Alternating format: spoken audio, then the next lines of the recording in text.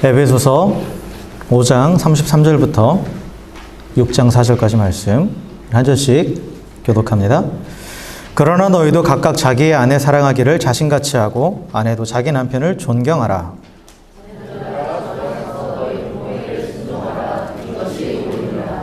내 아버지와 어머니를 공경하라. 이것이 약속이 있는 첫 계명이니.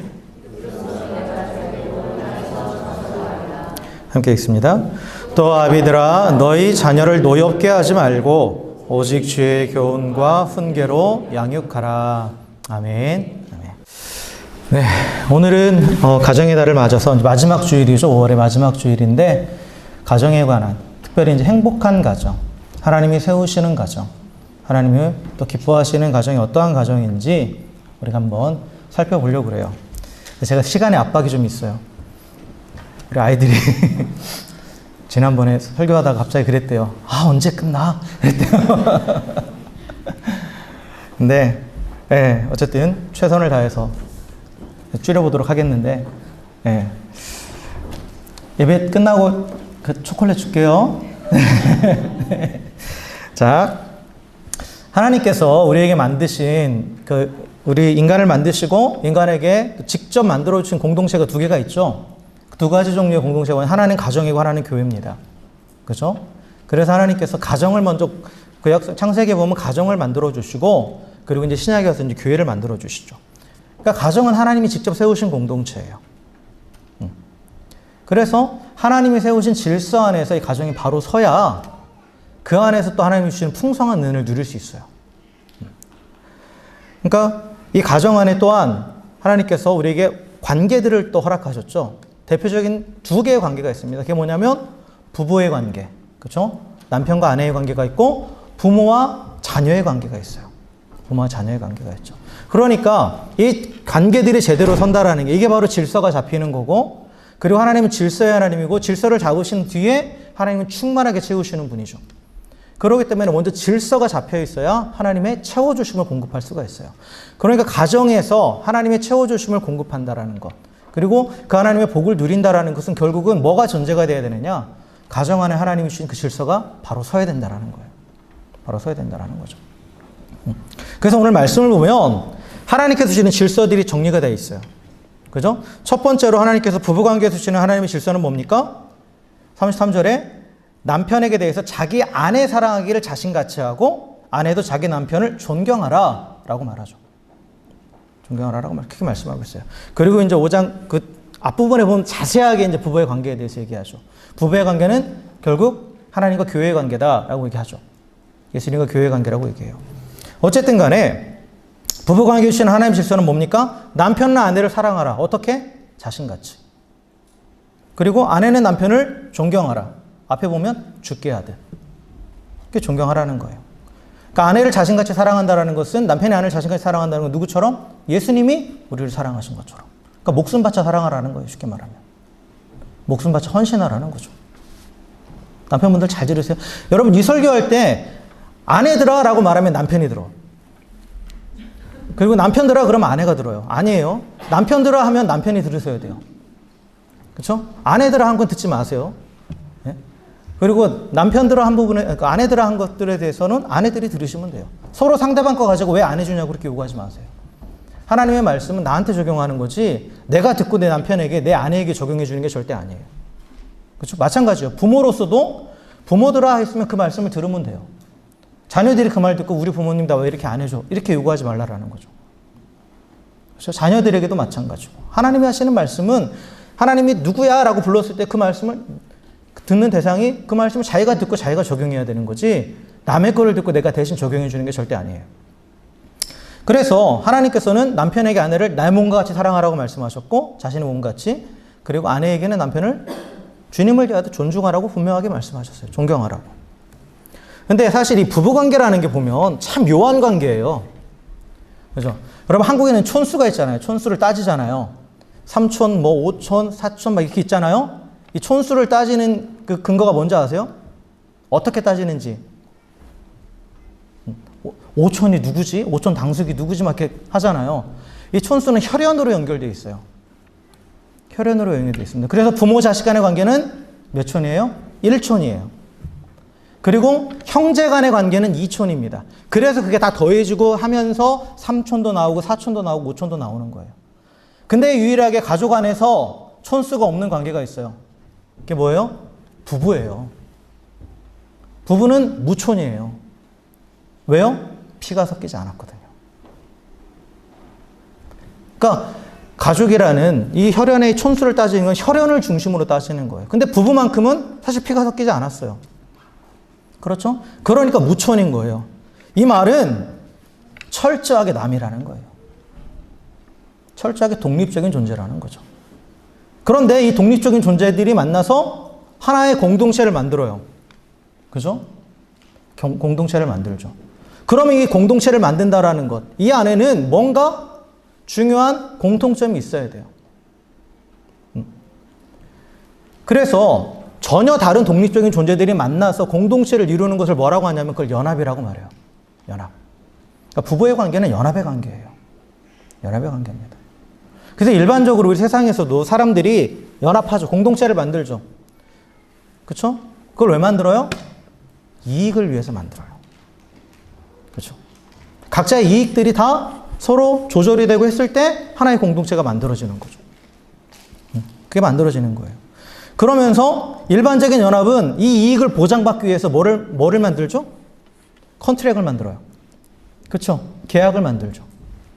근데 부부관계는 이러한 이익의 목적이 아니라는 거예요. 이익의 목적으로 연합하는 게 아니에요. 부부의 관계는. 왜냐하면 성경이 처음부터 부부의 관계를 뭐라고 말씀하셨습니까? 창세기 2장 18절에 보면 돕는 배필이라고 되어 있죠. 돕는 배필이에요. 그러니까 나의 이익을 이 사람으로부터 얻어내기 위한 게 아니라 내가 이 사람을 도와주기 위해서 있는 거예요. 남편은 아내를 도와주기 위해서 존재하는 거고 아내는 남편을 도와주기 위해서 존재하는 거예요. 그러니까 계약 관계가 아니죠. 그래서 부부의 관계는 계약이 아닌 언약의 관계입니다. 언약의 관계. 왜 하나님께서 이 돕는 배필을 허락하셨느냐? 왜 혼자 돕은 차라리 어떨 때, 나 혼자 사는 게 편해 라고 하실 때도 있죠. 근데 왜 하나님께서 그 많은 충돌이 있고 어려움이 있음에도 불구하고 함께하게 하셨느냐? 그 이유가 뭐냐면 창세기 2장 18절에 보면 여호와 하나님이 이르시되 사람이 혼자 사는 것이 좋지 아니하니 내가 그를 위하여 돕는 배필을 지으리라고 말씀하셨어요. 혼자 있는 게 좋지 않다라는 거예요. 왜 좋지 않느냐? 외로워 보여서? 아니죠. 외로워 보여서가 아니에요. 왜 하나님께서 좋지 않다라는 말씀하셨다는 것은 하나님의 목적과 뭔가 맞지 않았다라는 거예요. 하나님의 목적과 맞지 않았다라는 거죠. 그런데 인간은 하나님께서 만드실 때 하나님의 모양과 형상을 따라서 만드셨어요. 그죠? 하나님의 모양과 형상을 따라 만들어셨는데 혼자 있는 것이 좋지 않았다라는 것은 그 하나님의 모양과 형상을 완전히 다 반영하지 못한다라는 거예요. 홀로 있을 때는. 왜 그러냐면 하나님은 처음부터 성부, 성자, 성령 하나님 세 분이 함께 계시는 거죠. 공동체로 존재하시는 분이에요. 처음부터. 그렇기 때문에 인간도 그 하나님의 형상대로 지음받았을 때는 혼자가 아닌 공동체로 존재할 때 그게 완전해지는 거예요. 완전한 하나님의 형상을 투영할 수 있는 것은 홀로가 아니라 같이 있을 때, 함께 있을 때라는 거죠. 그래서 하나님께서 하와를 만들어 주시고 나서 아담과 하와가 만들어졌을 때 하나님께서 뭐라고 말씀하셨냐면 남자가 부모를 떠나 그의 아내와 합하여 둘이 한 몸을 이룰지로다 라고 말씀하셨죠. 여기서 한 몸이라는 것은 온전한 몸을 말하는 거예요. 온전한 몸. 온전해진다라는 그런 의미를 가지고 있죠. 온전한 하나님의 형상을 갖추게 된다는 거예요. 남편은 아내를 도움으로써, 아내는 남편을 도움으로써 서로가 그 빈틈을 메워주면서 완벽한 하나님의 형상이 되어서 이 땅 가운데 하나님의 형상을 드러내는 존재가 된다라는 거죠. 그래서 결국 부부가 연합하는 목적은 나의 이익을 위해서가 아니에요. 나의 이익을 위해서가 아니라 상대방을, 남편은 아내를, 아내는 남편을 완전한 하나님의 형상으로 세워주기 위함이에요. 서로의 부족함을 채워주면서 돕는 배필로서 완전한 하나님의 형상이 되도록 세워져 가는 거죠. 그러니까 아내에게 남편의 부족함이 더 크게 보여요. 딴 사람이 못 보는 게. 마찬가지로 남편에게는 딴 사람이 보지 못한 아내의 부족함이 보여요. 근데 그 부족함을 보고 일반적으로 어떻게 합니까? 비난하죠. 왜 저렇게 저거밖에 못하냐고. 아니에요. 부족함을 보여주시는 이유는 뭐예요? 내가 채워주라는 거예요. 내가 채워주라는 거죠. 그랬을 때 그 사람이 온전한 하나님의 형상으로 세워지기 때문에. 이게 바로 부부의 역할입니다. 서로를 향한. 그래서 어떻게 그 역할을 감당하느냐? 오늘 읽은 말씀 에베소 5장 33절에 보면 남편은 아내 사랑하기를 자신같이 사랑하라는 거죠. 자신같이 사랑하는 건 철저하게 아내를 위해서 헌신하라는 거예요. 사람은 자기를 다 사랑하죠. 자신을 위해서 뭐든지 하죠. 그 이상으로 아내를 위해서 하라는 거예요. 누가 하신 것처럼? 예수님께서 교회를 위해서 하신 것처럼. 내가 밖에서 아무리 피곤하고 힘들어도 집에 와서 아내가 힘들어하고 하면 내가 헌신해야 되는 거예요. 그게 맞습니다. 집에서 맨날 놀면서 뭐해? 이런 말 하는 거는 본인의 역할을 분명하게 모르고 있는 거예요. 아내도 마찬가지입니다. 아내도 남편을 어떻게 하라고요? 존경하라고요. 존경하라고요. 다른 집 남편이 이것도 해주고 저것도 해주는데 당신은 뭐야? 그게 아니라 남편의 모습을 있는 그대로 존중하라는 거예요. 존경하라는 거예요. 그리고 그에게 보이는 부족함은 내가 채워서 완전하게 만들어주는 거예요. 이게 바로 하나님께서 부부 안에서 각자에게 부여하신 역할입니다. 각자에게 부여하신 역할이에요. 그래서 남편은 아내를 사랑함으로 또 아내는 남편을 존경함으로 서로 하나님의 형상으로, 온전한 하나님의 형상으로 세워주는 거예요. 그런데 이 목적을 잃어버리면 어떻게 되느냐? 사랑과 존경을 통해서 서로를 하나님의 형상으로 세워줘야 되는데 이 하나님의 형상으로 세워주는 목적을 잃어버리니까 뭐가 목적이 돼버렸냐면 사랑받고 존경받는 게 목적이 돼버리는 거예요. 그래서 그 결과 남편은 아내를 지배하면서 나에게 복종하라고 강요하죠. 그러면서 존경을 강요하게 되는 거예요. 그리고 아내는 남편을 속박하면서 사랑을 강요하는 거예요. 이게 창세기 3장 16절에 나와 있는 말씀의 내용이에요. 하나님께서 하와가 범죄한 이후에 하와에게 뭐라고 말씀하시냐면 내가 임신하는 고통을 크게 더하리니 내가 수고하고 자식을 낳을 것이며 너는 남편을 원하고 남편은 너를 다스릴 것이니라. 이 말이 그 말이에요. 남편에게서 자발적인 사랑을 통해서 채워지고 또한 아내는 남편을 자발적으로 존중하면서 서로 온전한 하나님의 형상으로 회복되어 가야 되는데 그게 아니라 아내는 남편에게 계속해서 사랑을 요구하기만 하고 남편은 아내에게 계속해서 내게 존경하라고만 요구한다는 거예요. 그러니까 내가 할 역할을 하는 것이 아니라 어떻게 하는 거예요? 요구한다는 거죠. 요구만 하는 거예요. 상대방에게. 그러니까 자신의 역할을 하지 않으면서 상대방의 역할만을 강요하면서 그러니까 뭐가 생기는 거예요? 상처가 생기는 거예요. 그런 의미에서. 너 왜 못해줘? 왜 더 못해줘? 이러면서 서로 상처를 주고받고 그리고 또 주도권 다툼이 일어나죠. 이제. 그러다가 결국은 연합이 깨져버리는 거예요. 그래서 부부관계에 대해서 분명히 아셔야 돼요. 부부관계는 철저하게 독립적인 관계입니다. 독립적이면서도 그 안에서 연합이 일어나야 되는 거예요.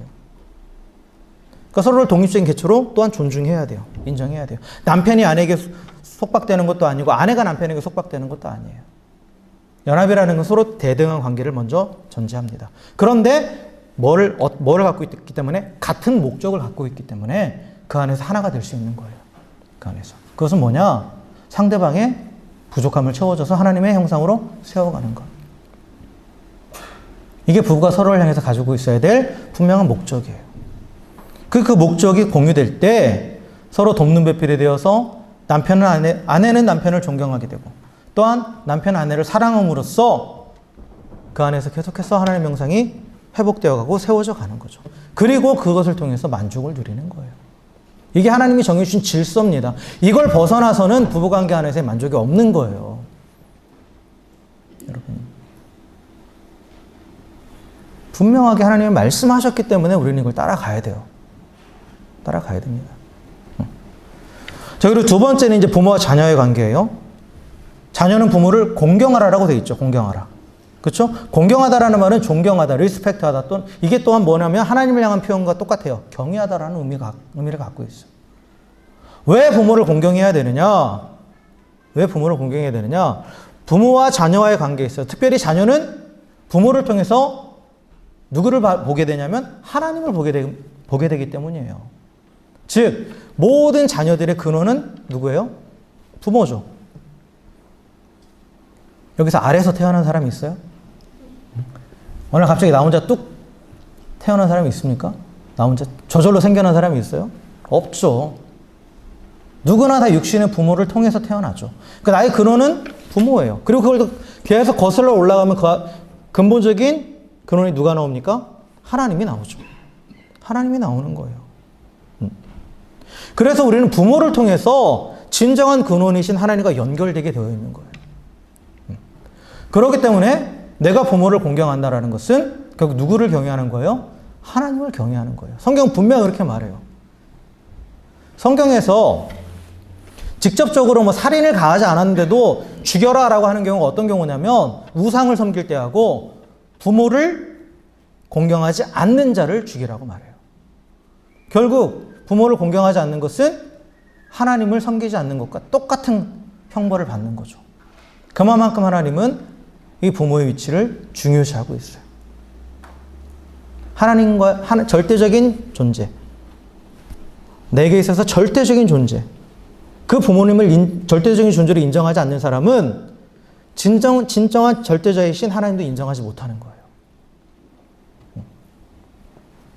사실 우리 눈에 보이는 부모님은 하나님과는 좀 다르죠. 왜냐하면 인간이기 때문에 부족함도 있어요.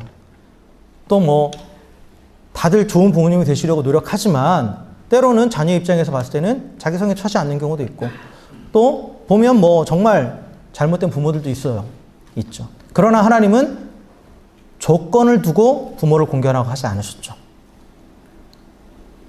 그냥 부모를 공경하라예요. 자격이 되는 부모를 공경하라고 한 게 아니라 부모를 공경하라는 거예요. 왜냐? 절대적인 하나님을 그 안에서 발견할 수 있기 때문에 그렇다라는 거죠. 그래서 우리가 어떠한 핑계를 대면서 부모를 공경하지 않는 것은 결코 정당화될 수 없어요. 정당화될 수 없습니다. 그래서 성경은 우리에게 뭐라고 말하냐면 주 안에서 부모를 공경하고 순종하라고 말해요. 이건 다시 말하면 뭐냐? 내가 부모를 공경하고 부모에게 순종하고 있는 것은 산다면 내가 어디 안에 있다라는 거예요? 주님 안에 있다라는 증거예요. 주님 안에 있다라는 증거죠.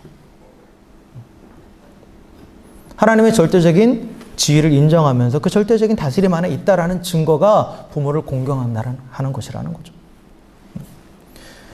예수님께서도 본을 보이셨잖아요. 예수님은 하나님이신데 사실 육신의 부모님보다 오히려 더 훨씬 근원되시는 분이죠. 그럼에도 불구하고 예수님은 누가복음 2장 51절에 예수께서 함께 내려가서 나사렛에 이르러 순종하여 받드시더라 라고 기록되어 있어요. 그 뜻을 다 따르셨다라는 거예요. 부족하지만 예수님 입장에서 그 부모님 얼마나 부족했겠어요. 완전하신 하나님이 보시기에. 그럼에도 불구하고 육신적으로 나의 부모이기 때문에 철저하게 말씀대로 공경했다라는 거죠. 그래서 예수님은 육신의 부모님에게도 철저하게 공경하고 순종하셨고 또한 진정한 부모이신 아버지 하나님께도 죽기까지 순종하셨죠. 죽기까지 순종하셨어요. 그렇게 본을 보여주셨단 말이죠. 그렇기 때문에 주 안에 있다라는 것, 예수 그리스도 안에 있는 자라면 당연히 예수님처럼 똑같이 해야 된다라는 거죠. 어떠한 이유가 없다라는 거예요. 어떠한 핑계도 되지 못한다라는 거죠. 그래서 우리는 부모님을 하나님을 경외하듯이 부모님을 공경해야 됩니다. 그리고 또 하나의 관계가 또 뭐가 있습니까? 이제 부모는 자녀를 노엽게 하지 말고 주의 교훈과 훈계로 양육하라 라고 되어 있죠.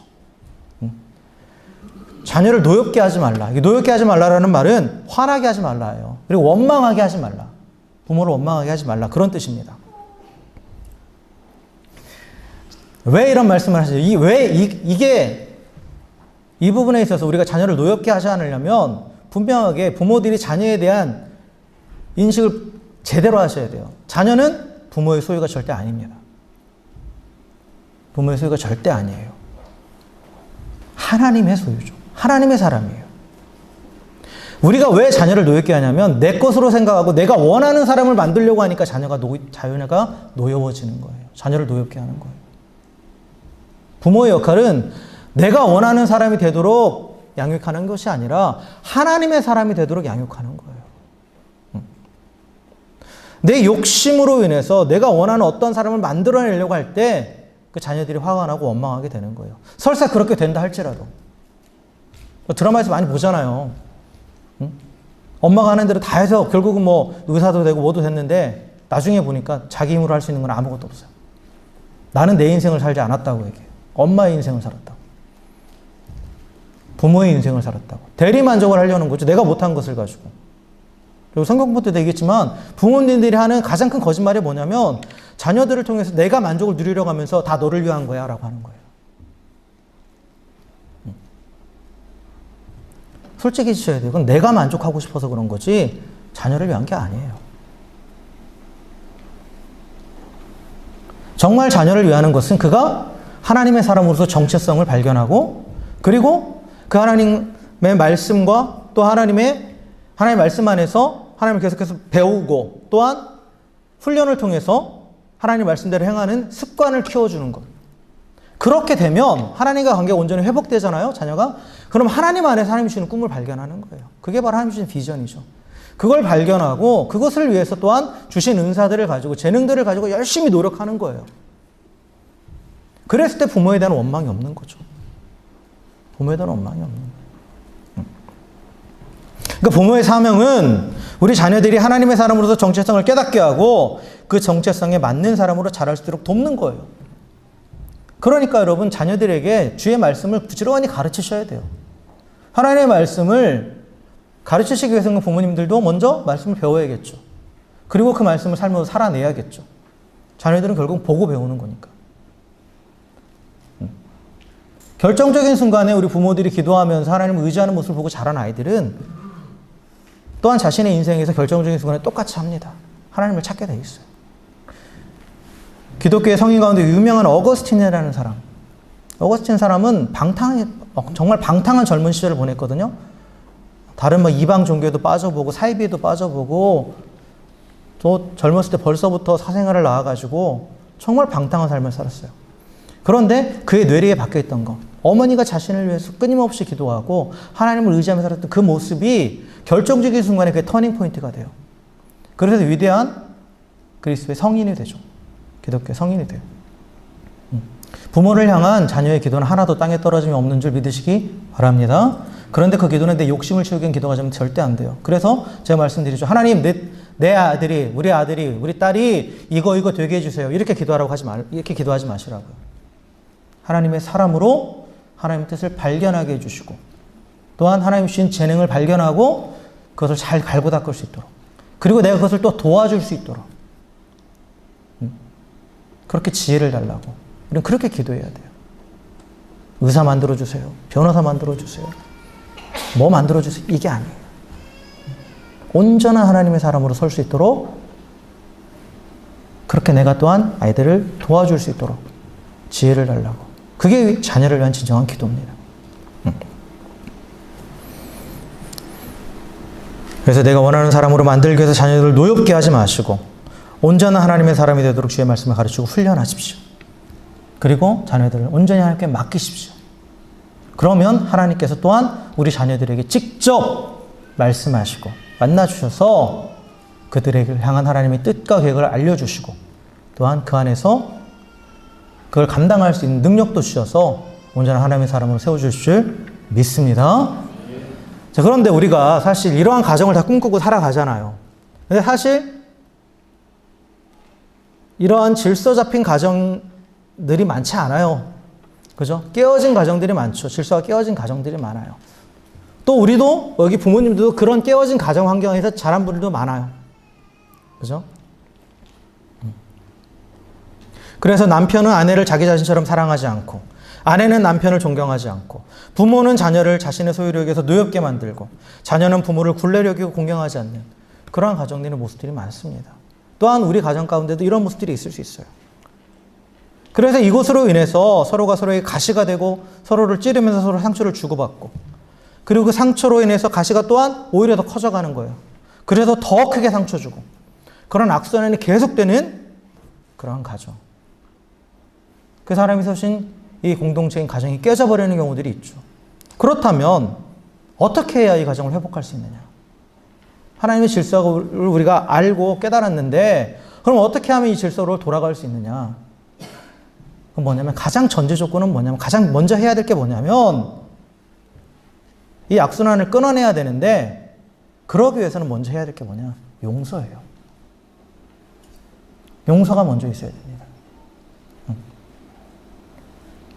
내가 먼저 용서해야 이 가족 간에 서로 상처를 주고받는 이 악순환의 고리가 끊어지는 거예요. 그리고 악순환의 고리가 끊어지고 나서 그 다음에 치유와 회복이 일어나요. 그래서 다시 하나님의 질서로 가정을 세우게 되는 거죠. 그러니까 나를 존경하지 않는 아내를 먼저 용서해야 돼요. 나를 사랑하지 않는 남편을 용서해야 되는 거예요. 나를 공경하지 않는 자녀를 먼저 용서해야 돼요. 또한 나를 노엽게 한 부모를 용서해야 돼요. 특별히 우리 부모님들 가운데 나의 부모님을 용서하지 않는 그게 남아있는 부모님들은 내가 전혀 의도하지 않아도 그 자녀에게 영향이 흘러가게 되어 있습니다. 내가 원하고 내가 정말 싫어했던 그 부모의 모습이 나를 통해 나타나요. 왜냐? 용서하지 않는다는 것은 내가 계속 마음에 품고 있다는 거거든요. 내 생각에 그것에 잠식당해 있는 거예요. 매여 있는 거예요.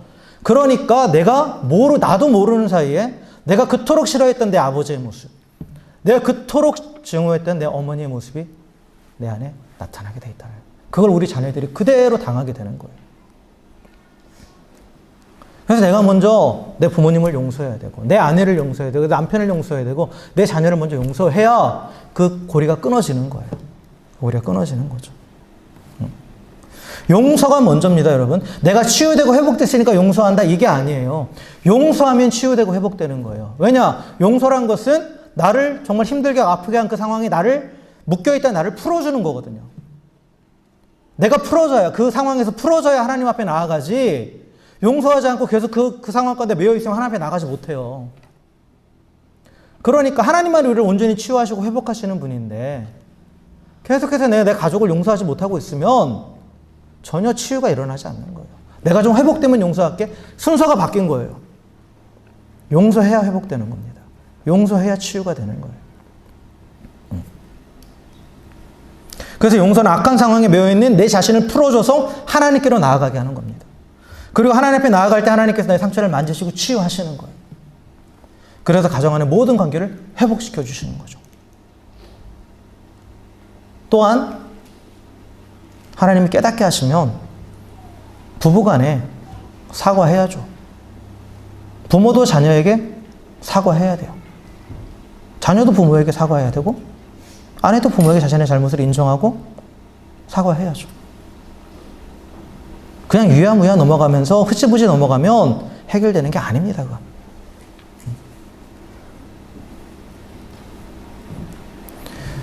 그렇게 용서하고 사과하고 그리고 나서 이제 어떻게 합니까? 회개하는 거예요. 돌아가는 거예요. 하나님이 세우신 질서로 돌아가는 거예요. 그 질서로 돌아가기 위해서 어떻게 해야 돼요? 내가 먼저 적극적으로 행하는 거죠, 이제. 내가 먼저 적극적으로 하나님의 질서 안으로 들어가서 남편은 아내에게 존경을 강요하지 말고 먼저 자기 자신의 아내를 내 자신처럼 사랑하라는 거예요. 아내가 나를 존경하든 말든 그거는 중요하지 않아요.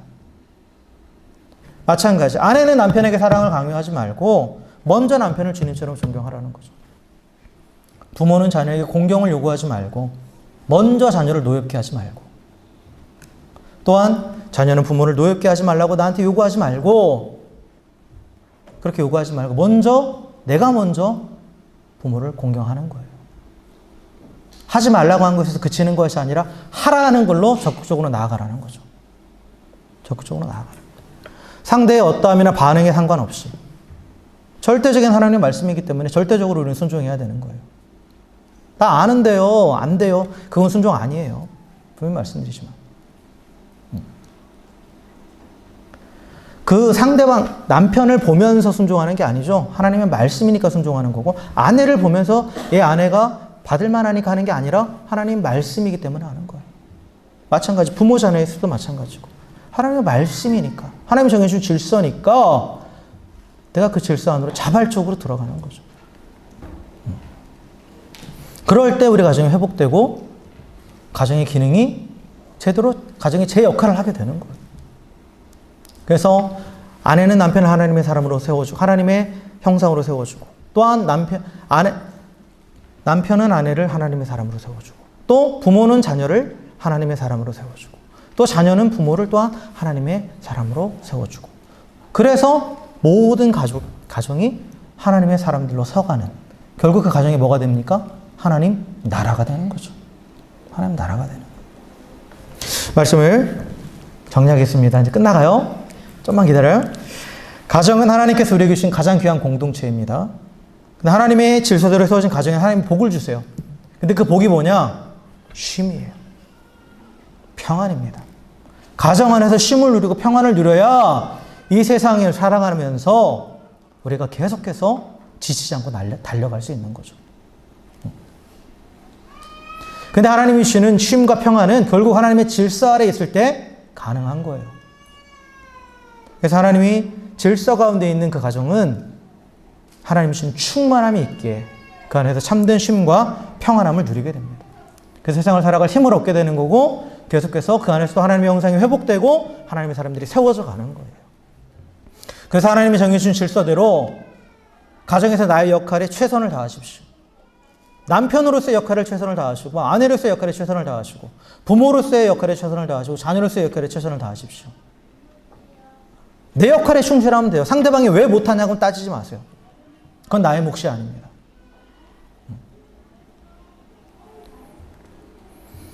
다른 가족에게 요구하지 말고 무조건적으로 내가 먼저 순종하십시오.